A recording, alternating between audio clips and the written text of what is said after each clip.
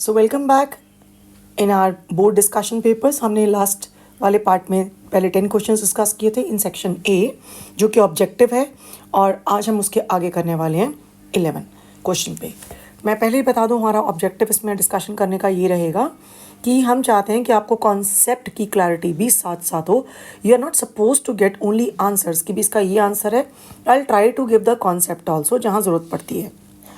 Okay, so next question, which of the following representations show the pyramids of number in a forest ecosystem?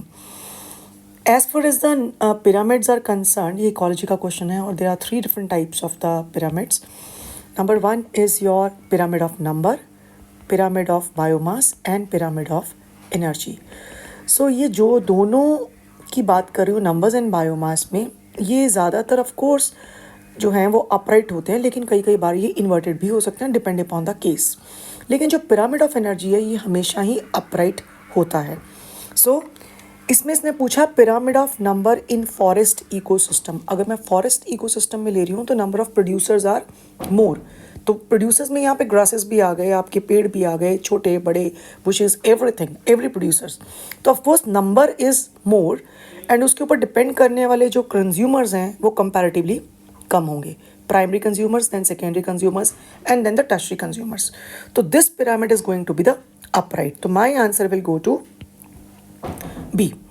But अगर हम ये देखें कि अगर ये पिरामिड ऑफ नंबर होता एक, यानी कि एक ट्री है, नंबर इज 1, ऑल्दो उसका बायोमास ज़्यादा है, उसके ऊपर ज़्यादा, उसके ऊपर वाले कम भी हो सकते हैं, उससे ज़्यादा भी हो सकते हैं, एंड देन कम। तो इसमें आपकी जो शेप है वो आपको देखो चेंज हो गई। तो इसी वजह से डिपेंडिंग अपॉन देखिए आपको पूछा क्या जा रहा है। So next question, which one of the following fishes being illegally introduced for aquaculture purpose and posing a threat to the indigenous catfishes of the Indian rivers. ये एक एग्जाम्पल है जहाँ पे एलियन स्पीशीज़ का इंट्रोडक्शन हुआ और जो indigenous species हैं वो जो है खतरे में आ गई। So this question is from ecology और answer is the Clarias gariepinus, एक कैटफिश, अफ्रीकन कैटफिश, जिसको कि इंडियन रिवर्स के अंदर जो है इंट्रोड्यूस किया गया, खासकर गोविंद सागर वाली जो रेंज है वहाँ पे इसको इंट्रोड्यूस किया गया। नतीजा क्या हुआ, उसने वहाँ की जो इंडिजिनस फिशेस हैं उनको खतरे में डाल दिया। So now coming to question number 13 to 16 consist of 2 statements. This is assertion reason question. Number 1 assertion is all copulations lead to fertilization in pregnancy. सबसे पहले अगर मैं assertion को देखूं तो ये assertion ही wrong है, all copulation में नहीं होता। Only those copulation lead to fertilization in pregnancy जहाँ पे there is a simultaneous transport of sperm and ovum takes place. तो मेरा ऑप्शन किसको जाएगा कि assertion यहाँ false है और reason यहाँ पे आपका true है। तो यहाँ पे my answer will go to D. Now next assertion reason, Mendel conducted artificial pollination experiments for his genetic studies using true breeding pea lines. He worked on Pisum sativum. Reason क्या दिया हुआ है? A true breeding line shows the stable trait inheritance and expression for several generation. बात तो ठीक है। अब problem ये है कि दोनों स्टेटमेंट्स ठीक हैं। Mendel conducted artificial pollination experiment for his genetic studies using true breeding pea lines. और रीज़न हमने दिया the true breeding pea lines because shows stable trait inheritance and expression of the several generation. ये ठीक है। सो उसका एक reason ये भी था जो एक्सपेरिमेंट करने का, क्योंकि अवेलेबिलिटी वहाँ पे पी की थी, वेरिएशंस बहुत हैं, जेनेटिक करेक्टर्स और ट्रू ब्रीडिंग लाइन थी। तो मैं इसका answer I give U A, यानी both reasons and assertion they are true and R is a correct explanation of the A. Now Agrobacterium tumefaciens is a causative agent of crown gall disease of dicot. तो Agrobacterium tumefaciens biotechnology की applications का question हो गया। It is called as a natural genetic engineering, और ये जो bacteria है ये डाइकॉट प्लांट्स में ट्यूमर कॉज करता है। इस जो बैक्टीरिया है इसके अंदर एक प्लाज्मिड होता है जिसको हम कहते हैं टीआई प्लाज्मिड। इस टीआई प्लाज्मिड के अंदर एक पर्टिकुलर डीएनए है जिसको हम कहते हैं टीडीएनए, और जब ये होस्ट को इन्फेक्ट करता है तो टीडीएनए ये उसके अंदर डाल देता है और खुद बैक्टीरिया बाहर रहता है। अब this TDNA get integrated with the host DNA और उसके एक्सप्रेशन को चेंज कर देता है. This is how it works actually. तो उसने पूछा is a causative agent of the crown gall disease of dicot Agrobacterium tumefaciens transform normal cell into tumour by inserting T DNA. तो अगर हम बात करें नॉर्मल सेल को ट्यूमर में कॉज कर रहा है, क्राउन गॉल डिजीज कर रहा है, तो कैसे कॉल कर रहा है? बिकॉज जब भी हमने असर्शन रीज़न करना है तो हमने असर्शन के पीछे या तो बिकॉज लगाना है या एज लगाना है. तो अगर आपकी स्टेटमेंट बिकॉज या एज लगाकर सही बन रही है तो आप उसके लिए जा सकते हैं. So let me read this statement. Agrobacterium tumefaciens is a causative agent of crown gall disease of dicot because it transform normal cell into tumour cell by inserting the DNA. तो I can give the A, यानी reason और assertion दोनों true है.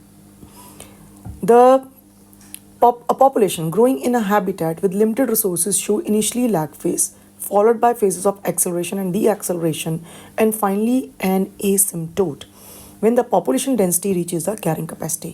तो ये बात कर रहा है आपके पास एस शेप ग्राफ की, यानी कि दिस इज योर ग्राफ. तो लॉजिस्टिक कर्व हो गया है हमारे पास. In Verhulst Pearl logistic growth population of N, यानी कि population density, plot of N sorry, population density at time T results in the sigmoid curve. अगर जो आपका रीज़न है ये असर्शन होता कि जो आपका वेरुलस पर्ल लॉजिस्टिक ग्रोथ कर्व है वो आपको एस शेप स्ट्रक्चर दे रहा है या एस शेप है उसकी. क्यों एस शेप है? क्योंकि उसके पास एक लैग फेस है, देन लॉग फेस है, देन उसके बाद एक डी एक्सलेटेड एंड देन उसका स्टेशनरी फेस है. तब तो ये होता आपके पास आंसर ए. बट यहाँ पे क्या हुआ, जो रीज़न है वो डायरेक्ट एक्सप्लेनेशन, यानी assertion is the explanation of reason, but assertion की एक्सप्लेनेशन रीज़न नहीं है. तो मैं इसके लिए इसका आंसर दूंगी बी को, क्योंकि वो कहता है कि भी वो इस तरह का ग्राफ शो कर रहा है, मतलब ये फेज ऐसे हैं. और उसके बाद उसने कहा कि जो है वो सिग्मॉइड कर्व होना चाहिए था, सिग्मॉइड कर्व है और फिर इस तरह का ग्राफ वो शो हो रहा है. So for me I will give answer B. Now coming to the section B. The following figures show a fetus within the uterus. On the basis of the given figure, answer the question that follows. ये 2 marks question हमारे शुरू हो गए. तो in the given figure identify the correct part A. अगर हम A को देखें तो A ये प्लेसेंटा है, B आपका अम्बिलिकल कॉर्ड है, C आपकी एमनियोटिक कैविटी हो गई और D आपका एम्ब्रियो हो गया. खैर उसने पूछा identify the correct part among A, B, C, D that act as temporary endocrine gland. Now who is temporary endocrine gland? Temporary endocrine अगर ओवरी में पूछी जाए तो मैं आंसर दूंगी कॉर्पस ल्यूटियम को. सिंस ये आपको एम्ब्रियो दिखाया गया है तो of course temporary endocrine gland हम यहाँ पे प्लेसेंटा को बोलेंगे. And substantiate your answer why it is called as a functional junction. सबसे पहले उसने पूछा आंसर आपका क्या होगा, इसका आंसर जाएगा आपका ए. अब उसने दूसरा पार्ट पूछा है, ए के आगे आप फॉर सेक लिख सकते हैं प्लेसेंटा. उसने पूछा why it is called as a functional junction. अब यहाँ पे हम इसके फंक्शनल यानी कि फंक्शंस के बाद में बात करेंगे. क्यों फंक्शनल जंक्शन है ये? Because helps in gaseous exchange between foetus and mother. आप इसको पूरा लिखेंगे, मैं इसकी आपको सिर्फ पॉइंट्स बताऊंगी. सेकेंड, जितना भी आपका गैशियस एक्सचेंज के साथ वेस्ट का जो भी एक्सचेंज है या वेस्ट रिमूवल है वो भी इसके थ्रू होता है. थर्ड, जो मदर से न्यूट्रिशन लिया जा रहा है वो ही आपका प्लेसेंटा ही लेगा. So helps in gaseous exchange and nutrients, चलो इकट्ठे ही बोल देते हैं इसको. And it also act as a metabolic, it also act as a barrier, ताकि मदर के हार्मफुल सब्सटेंसेस फीटस को ना जा पाएँ और we can have the vice versa. तो आप इसको ये लिख सकते हैं. तो मतलब आप 4 पॉइंट्स या 3 पॉइंट्स में इसको बनाकर लिख सकते हैं. Then mention the role of B in the development of embryo. Now B is umbilical cord. Umbilical cord किसके बीच का कनेक्शन है? अम्बिलिकल कॉर्ड कनेक्शन है बिटवीन प्लेसेंटा एंड फीटस. तो इसका मतलब मदर से जो भी चीज़ें आ रही हैं वो थ्रू प्लेसेंटा फीटस तक जाएंगी और प्लेसेंटा और फीटस के बीच का कनेक्शन कौन है? Umbilical cord. So mention the role of B in it. So B is the umbilical cord. आप लिखेंगे the B here is umbilical cord. Umbilical cord क्या कंटेन करती है? आप लिख भी सकते हैं connection between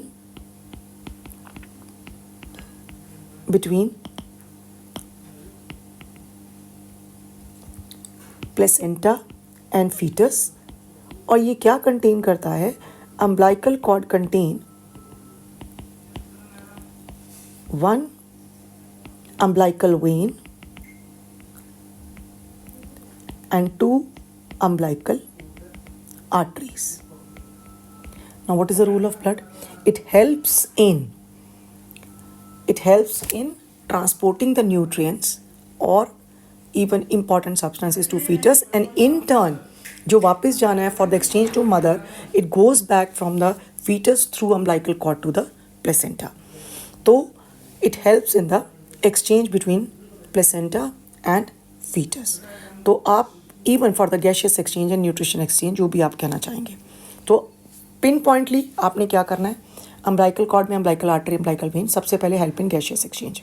number 2, all the nutrients from mother to fetus reach from placenta to fetus through umbilical cord, यानी कि umbilical artery and umbilical vein उसी के थ्रू आएंगे.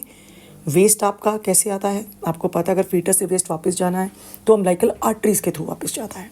खासकर कार्बन डाइऑक्साइड की बात कर रही हूँ. अगर ऑक्सीजन आनी है तो umbilical vein से वो आएगी आपकी. ओके. इन पाइजम सेटाइवम पॉड कलर में भी ग्रीन और yellow. Green is pod colour की बात हो रही है तो ग्रीन यहाँ पे क्या हो गया? आपका डोमिनेंट हो गया. What percentage of the offspring with green pod color trait would be obtained in a cross from capital G, small g and capital G and small g? तो इसका मतलब है ये बात किसकी कर रहा है? आपके पास एक करेक्टर की बात हो रही है तो मोनो हाइब्रिड क्रॉस की बात हो रही है. So capital G and this को हमने, अब इसके आपके क्या बने? एक ये बना, एक ये बना, एक ये बना, एक ये बना. अगर हम इसको क्रॉस करवाएंगे तो you will get this combination, यानी आपकी 3:1 रेशो आपकी निकल रही है. और वो पूछा what percentage of the offspring with green pod colour trait, मतलब कि 3 ऑफस्प्रिंग्स आउट ऑफ 4. परसेंटेज पूछिए तो 75%. Now what precautions would you recommend a patient requiring repeated transfusion? अगर बंदे को रिपीटेड ट्रांसफ्यूजन हो रहा है तो नेचुरली उसके लिए आप उसको क्या रिकमेंड करेंगे? तो इसमें हम क्या रिकमेंड करने वाले हैं? The blood has to be thoroughly checked, number 1. Number 2, use of infected needles and syringes होनी चाहिए. अगर ऐसा नहीं है तो it recommended to use sterile needles. Number 2, the blood to be transfused is to be thoroughly checked with blood grouping also and with any kind of infection also. तो सबके लिए चेकिंग होनी चाहिए. If advice is not followed by patient, there is an apprehension that the patient might contract a disease that would destroy the immune system of his or her body. Explain with the help of schematic diagram only how the immune system would get affected and destroyed. अब ये indirectly आपसे पूछ रहे हैं HIV infection को, तो हम इसको आंसर 2 हिस्सों में देंगे.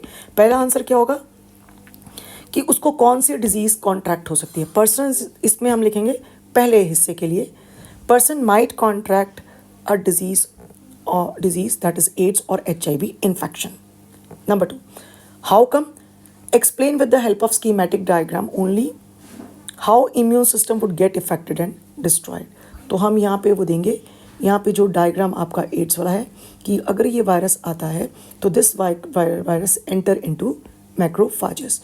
वायरस ने अपना RNA डाला, RNA से cDNA बनेगा जो कि होस्ट के न्यूक्लियस के अंदर जाकर उसके DNA के साथ आपका इंटीग्रेट हो जाएगा और जाकर ये viral particles, assembly of viral particles and discharge of viral particles. So इस तरह से आप स्कीमेटिक डायग्राम दोगे. Entry of RNA, single standard RNA with its enzyme reverse transcriptase in macrophages. Okay, then formation of cDNA, then integration of cDNA with host DNA, change of expression, formation of assembly and formation or assembly of new viral particles,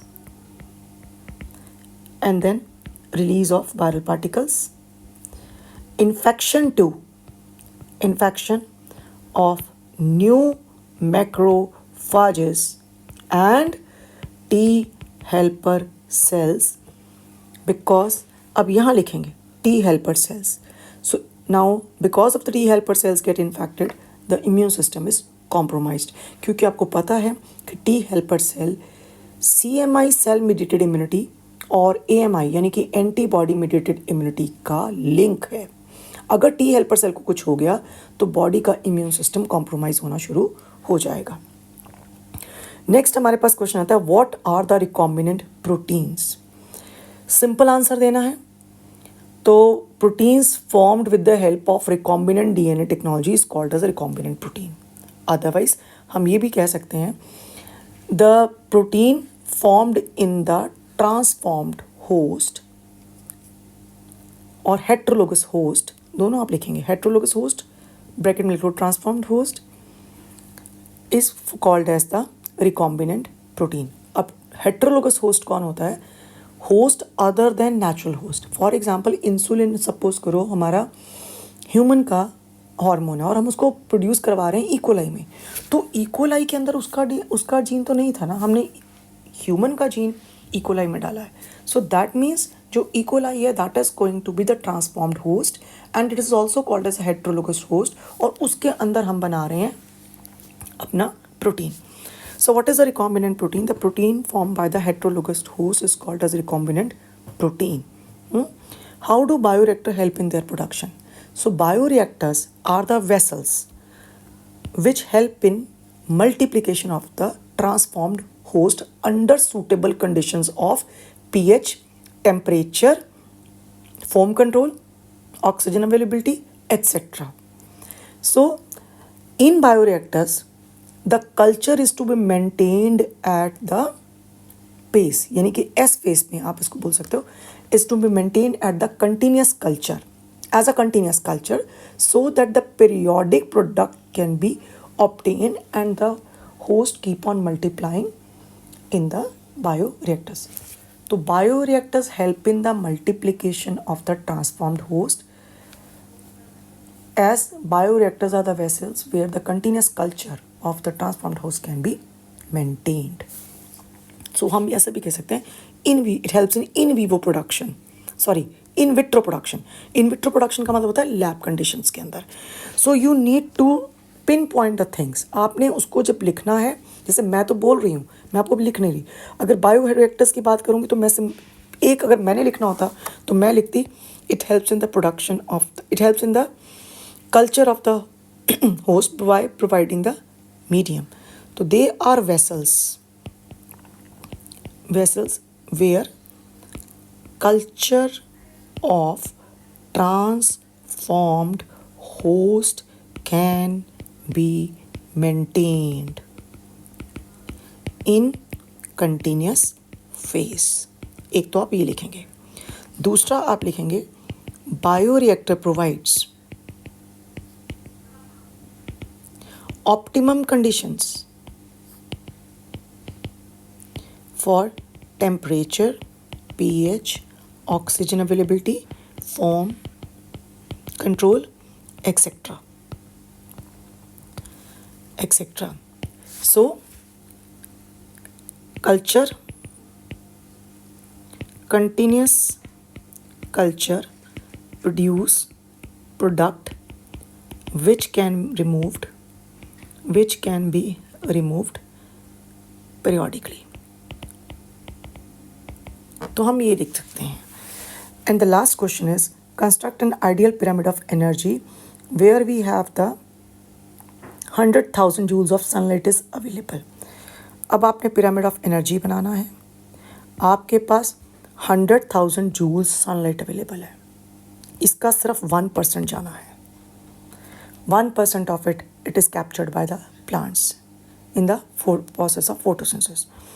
उसके बाद 1% का मतलब क्या हो गया, हम इसका अगर 1% लगाएंगे तो that is only the 100 joules energy.